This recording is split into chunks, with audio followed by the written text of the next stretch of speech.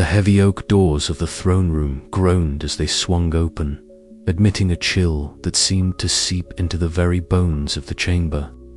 Flickering torchlight danced along the stone walls, casting long twisted shadows that seemed to stretch and twist with a life of their own. At the far end, seated upon a throne carved from blackened iron and adorned with jagged edges, sat King Maldron. His broad shoulders filled the massive chair, and atop his head rested a crown of twisted iron, the dark metal catching the firelight in cruel glints. A deep scar cut across his left cheek, a jagged reminder of battles both physical and political. His sharp eyes, cold and calculating, fixed upon me as I stepped into the room. Lute strapped across my back, heart pounding with a mixture of fear and unyielding determination. Leora was at my side, a silent sentinel. Her tall frame and braided auburn hair were unmistakable even in the dim light. Her keen green eyes never wavered, shielding me from the crushing weight of Maldron's gaze. The elite guards flanking the throne were statues of menace, themselves armored, expressionless, and poised to strike at a moment's notice. Eryndor Maldron's voice was low and smooth, yet it carried the unmistakable edge of a blade.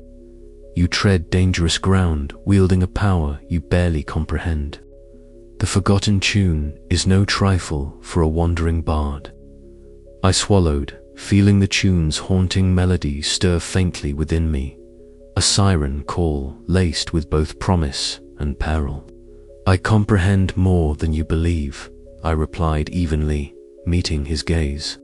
And I intend to ensure that power serves the realm's balance, not your ambition. A cold smile twisted Maldron's lips. Balance. You speak of balance while bending kings to your will. Power corrupts, Eryndor, and absolute power corrupts absolutely. Before I could respond, a shadow shifted near the entrance.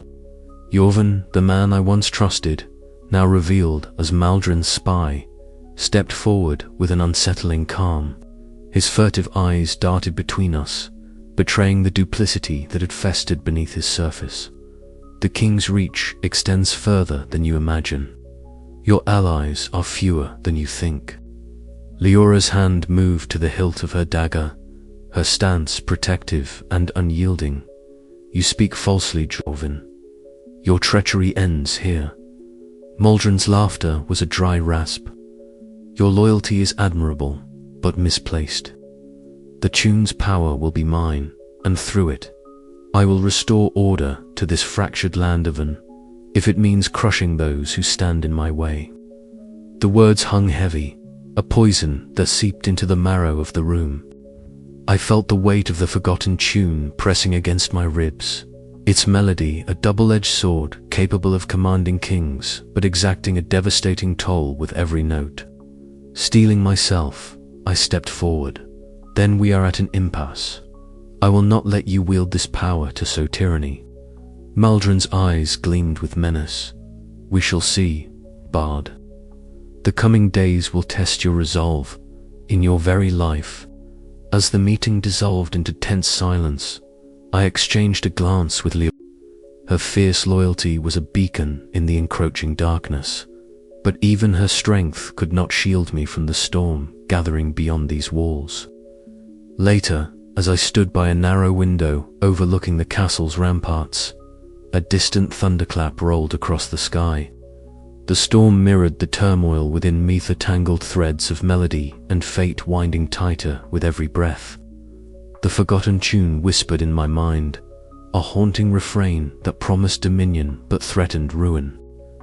Could I withstand the shadow of the crown, the ruthless ambition of a king, and the deadly price of the music I bore? The answer was uncertain, but the path was clear. I would face the darkness head-on, even if it meant dancing on the edge of oblivion. The crown's shadow loomed large, but my song was not yet silenced. The flicker of torchlight played across the polished stone floor as guards moved silently through the corridors, their armor clinking softly. Each step echoed with a sense of impending confrontation. Leora's presence was a steadying force, the steady rhythm to the discordant melody that played inside my mind. Her green eyes held a mix of concern and fierce determination as we spoke in hushed tones, strategizing our next moves. "Maldron's reach is extensive," she said quietly, "but there are fractures in his alliances. We must find those cracks and pry them open before he tightens his grip." I nodded, feeling the weight of responsibility settle more heavily on my shoulders. The forgotten tune pulsed beneath my skin, a constant reminder of the power at my fingertips and the price it demanded. Suddenly, a soft tapping drew our attention. Yorvin appeared at the threshold, his usual confidence replaced by a wary tension. His eyes flicked nervously around the hall before settling on me. "I have information," he whispered, "but it comes at a cost." Suspicion flared, but necessity prevailed. I gestured for him to speak. "Maldron plans to move against the summit sooner than expected," Yorvin revealed. "He's forging alliances with the Shadow Guild's assassins, skilled in silencing dissent." Leora's hand instinctively went to her dagger. "We must warn the others." I clenched my fists, the melody thrumming painfully in my chest. The game was changing, and the stakes were higher than ever. The crown's shadow was not just a symbol of Maldron's power, it was a looming threat that could engulf us all. As night deepened, I sat alone with my lute, fingers trembling as they hovered over the strings. The song whispered to me, its notes seductive and deadly. Playing it could sway kings and shape destinies, but each performance drained more of my life, twisting melody and fate into a perilous dance. The choice weighed heavily: yield to the tune's dark promise, or resist and risk losing everything. Outside, the thunder rumbled once more, a grim overture to the battles yet to come. My voice, barely more than a whisper, broke the silence. "The crown may cast its shadow, but I will not be its puppet. Not yet." And with that, the first tentative notes of the forgotten tune slipped from my lips, fragile yet defiant against the gathering storm. The next days blurred into a whirlwind of whispered meetings, coded letters, and clandestine gatherings. Every encounter was a test of trust, every alliance a fragile thread in a tapestry woven of ambition and fear. Queen Isildur's cautious support provided a glimmer of hope, a sanctuary where music might yet be a force for healing rather than domination. Yet Maldron's shadow loomed ever closer. His elite guard patrolled the borders with ruthless efficiency, and spies lurked in every corner, their eyes and ears hungry for any sign of dissent. One evening, as Leora and I prepared for a secret meeting with potential allies, the air grew thick with tension. The faint strain of the forgotten tune echoed in my mind, urging me onward even as my body ached with exhaustion. "You push yourself too hard," Leora warned, her voice edged with worry. "This power is consuming you."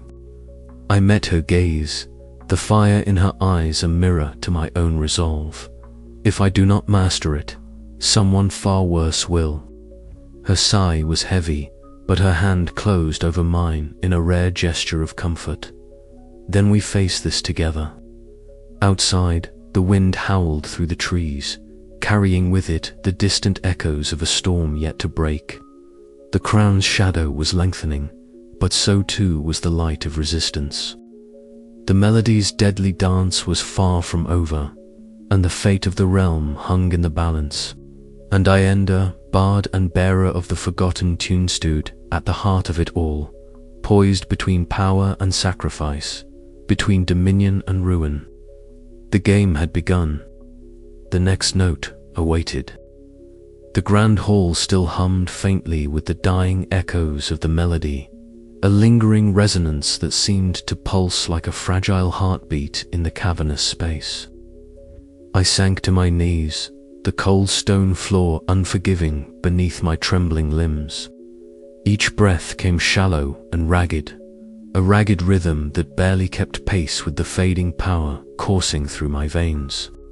The forgotten tune, the melody that had promised dominion and whispered secrets in a language lost to time, had exacted its price once more.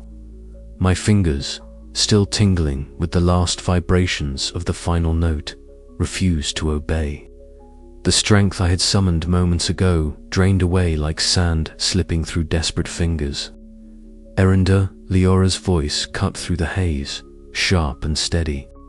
She was at my side in an instant, her hands firm as they grasped my shoulders, anchoring me to the present. Her green eyes searched mine, flickering with concern beneath the flickering torchlight.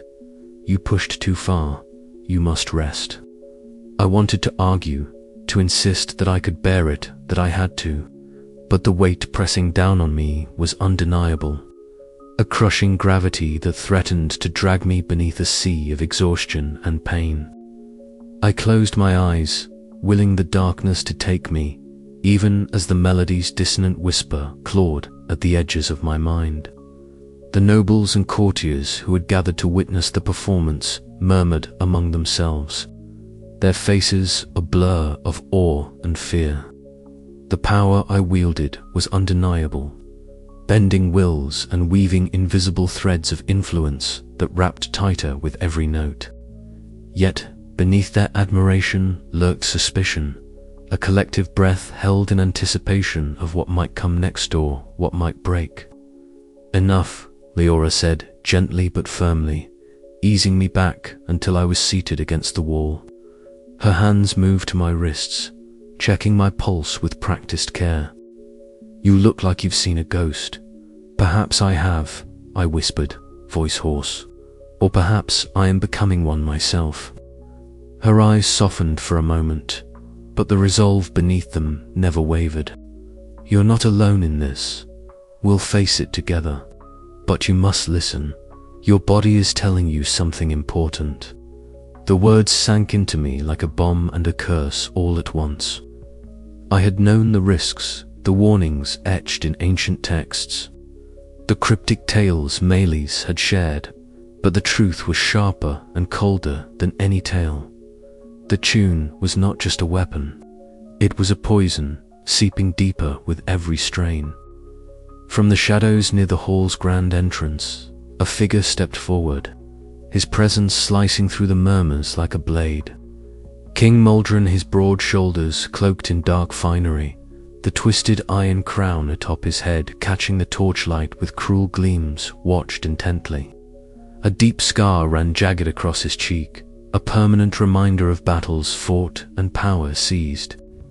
His sharp eyes burned with cold calculation, measuring my weakness as if weighing the fate of the realm on the fragile thread of my faltering breath.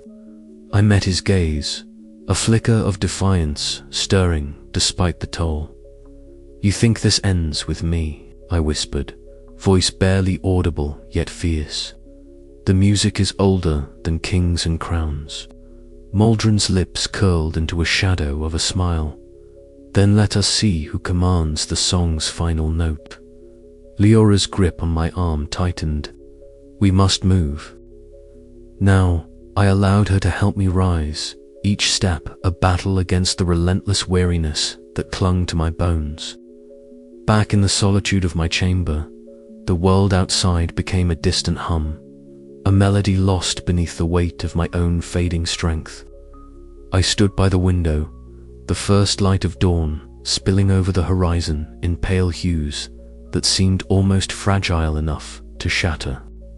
The kingdom woke beneath a sky that held both promise and peril, a delicate balance as uncertain as the tune that haunted me.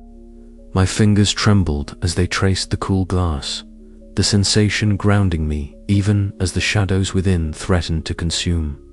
What path lay before me now? The power to command kings was intoxicating, but the cost whispered louder than ever. Could I continue to play this deadly melody and survive? Or was I doomed to become little more than a fading note in a song I no longer controlled? The silence stretched between heartbeats, a fragile pause before the next movement. And in that quiet, I heard the echo of a choice yet to be made, a refrain of sacrifice, of redemption or ruin. The music was not yet finished. Neither was my story. I closed my eyes and breathed in the dawn, gathering what little strength remained. Tomorrow, the dance would begin anew. But tonight, in the fading harmony, I faced the ruinous truth that the song I wielded might be the instrument of my own undoing. And still, I could not stop playing. The chamber was cloaked in shadows. The only light, a flickering flame from a slender candle perched precariously upon an ancient stone pedestal. Dust motes danced lazily in the amber glow, settling over the countless scrolls and relics that crowded the narrow room like silent witnesses to forgotten ages. Meles sat cross-legged upon the cold floor, delicate fingers tracing the intricate patterns of glowing runes inked onto a brittle parchment. Her voice, low and melodic, spun riddles in the lost language, a tongue Eryndor had only begun to grasp. Each syllable vibrated with a subtle power, resonating through the air like the faintest echo of a haunting refrain. Eryndor leaned forward, eyes wide with a mixture of awe and dread. The weight of what he was about to learn pressed heavily upon his chest. "This verse," Meles whispered, "is the key to unraveling the curse that binds the tune to your very life. Yet it demands a price unlike any before." His fingers itched to touch his lute, to summon the melody once more, but fear rooted him in place. What kind of price? Melis's gaze flickered with starlight, serene yet grave. To perform it is to invite sacrifice, a relinquishing of something vital, perhaps even your own essence. The melody will yield its power only if you are willing to pay what it asks. Outside the chamber, the steady footfalls and watchful gaze of Leora kept a vigilant guard. Her auburn braid caught the dim light, and her keen green eyes scanned the corridor, every muscle taut with the tension of anticipation. She knew the dangers lurking beyond the door, spies, assassins, and the insidious reach of King Maldron's will. Yet her loyalty to Eryndor was an unyielding shield, and she would stand sentinel through whatever storm might come. Back within the room, Eryndor's breath caught as he finally reached for his lute.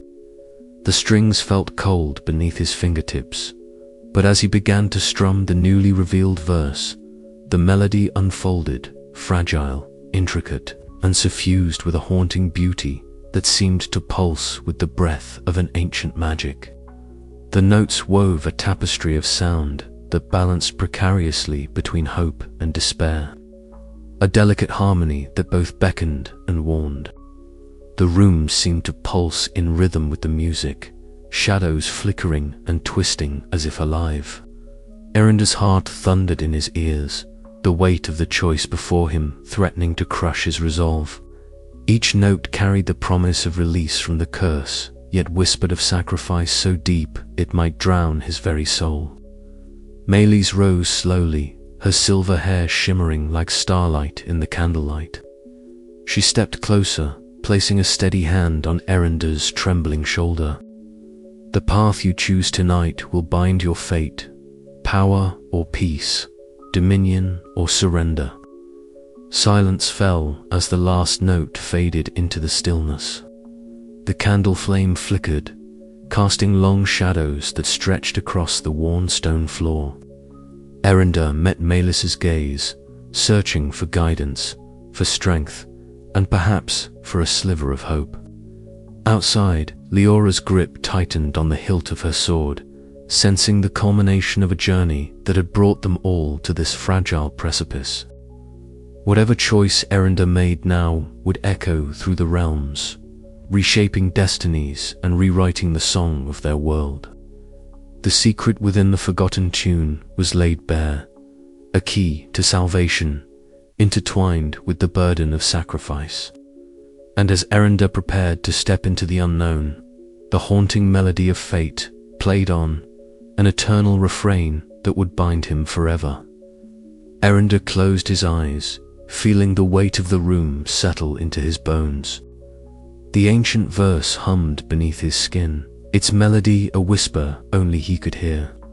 The choice was his alone, and the cost was clear. The power to free himself from the tune's cruel grasp, or the destruction that had claimed so many before. He did not know if he possessed the strength to bear the price. But, as the candle guttered, a single thought burned bright. The song must not end in silence. With a deep breath, he opened his eyes and raised his lute once more, ready to face whatever lay beyond the secret within. The world blurred at the edges as I drifted in and out of consciousness, the sharp taste of iron thick on my tongue. Dim light filtered through slats in the wooden walls, casting weak beams across the room. My limbs ached in a chorus of pain, every breath a laborious effort. The last memory a flash of steel, a sudden surge of violence. The cruel betrayal that had nearly silenced my song forever rose in my mind like a dark refrain. Leora's voice echoed faintly in the distance, a steady anchor amidst the chaos. "Eryndor, stay with me," she urged softly, brushing damp sweat from my brow. Her green eyes, usually fierce and unyielding, now shimmered with a fragile hope I struggled to grasp. How had it come to this? Jorvin, the man I once called ally, the shadow who walked beside me in courts and corridors, had turned dagger in hand. The sting of betrayal cut deeper than any wound. His duplicity was a poison that threatened to unravel everything I had fought to build. The ambush had been swift and brutal. One moment, I had been rehearsing the forgotten tune in the quiet sanctuary of my chamber, the haunting harmonies a balm to my frayed spirit. The next, the door had burst open, and faceless figures, cloaked in darkness, surged forward with blades gleaming. I barely recalled the clash, the desperate defense, the searing pain as steel met flesh, and then the suffocating blackness. When I awoke, the room smelled of smoke and blood, the air thick with the residue of violence. My body was heavy, as if weighed down by the melody itself. Yet, even in this fragile state, my mind raced, piecing together the cruel puzzle. Leora was by my side, her presence a fierce shield against despair. "Corvin," she whispered, her voice laced with fury and disbelief. "He was the one who betrayed us." The revelation hit like a discordant note, shattering the fragile harmony of trust within our circle. How could I have been so blind? The man who had shared whispered confidences, who had walked beside me through danger and intrigue, was the serpent in our midst. Determined to confront this treachery, Leora tracked Jorvin to a shadowed corridor where the tension between them crackled like static. Her voice was low, but charged with righteous anger. Why betray us? For what gain? Gorvin's sharp eyes darted nervously, the mask of calm slipping just enough to reveal a flicker of regret or perhaps fear. "It was survival," he said, voice trembling. Maldron's grip tightens. I had no choice. No choice. Leora spat, stepping closer, her braided auburn hair catching the faint light. "You chose betrayal over loyalty. You gambled with Eryndor's life and the fate of us all." The confrontation left no resolution, only a bitter fracture that echoed through the halls of our alliance. In the quiet that followed, I gathered what strength remained and called a council of those I still trusted. The room was thick with suspicion, candles flickering shadows that danced like specters on the walls. Faces I had once considered steadfast now bore the weight of uncertainty. Whispers of doubt threaded through the assembly like a mournful melody. I spoke slowly, the timbre of my voice heavier than usual. Trust is the foundation of our bond. Chauven has shattered that foundation, but we cannot let this fracture destroy us. We must be cautious, vigilant, but not broken. The decision was unanimous. Our circle would tighten. Secrets guarded more fiercely than ever, and the forgotten tune would be protected at all costs. The summit loomed ahead, a gathering of kings and rulers where ambition would clash with fragile alliances. The stakes had never been higher. As dawn crept over the horizon, I stood before the window of my chamber. The city below cloaked in the soft hues of awakening light. My reflection fractured in the glass, a symbol of the shattered trust and the perilous path I now faced. The melody within me was no longer just a source of power. It was a burden heavy with loss and sacrifice. Yet, beneath the weight of betrayal and pain, a flicker of determination sparked. The song was not finished. My voice, though weakened, would rise again. I would choose who to forgive and who to condemn, not with blind fury, but with the tempered wisdom born of suffering.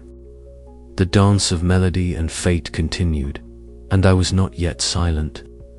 The echoes of betrayal had struck a harsh chord, but the refrain of hope lingered waiting to be rewritten. The air in my chamber was thick with shadows and silence, broken only by the faint crackle of a dying candle.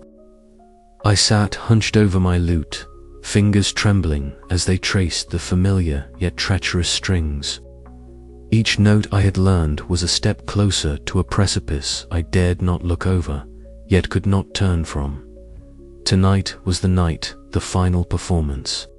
The moment when the forgotten tune would either grant me dominion over the fate of kings or claim what little remained of me. I closed my eyes, the weight of the melody pressing against my mind like a storm waiting to break. The haunting refrain that had become a part of me, a twisted whisper in my soul, echoed relentlessly.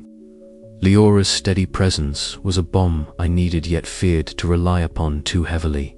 She was outside the grand hall now, vigilant as ever, her keen green eyes scanning the shadows for threats. Her fierce loyalty had been my anchor through this descent, and yet I saw the strain behind her calm facade.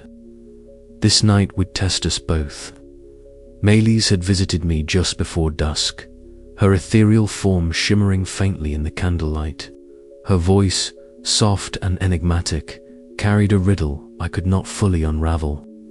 "The melody is a double-edged sword," she said, eyes like starlight.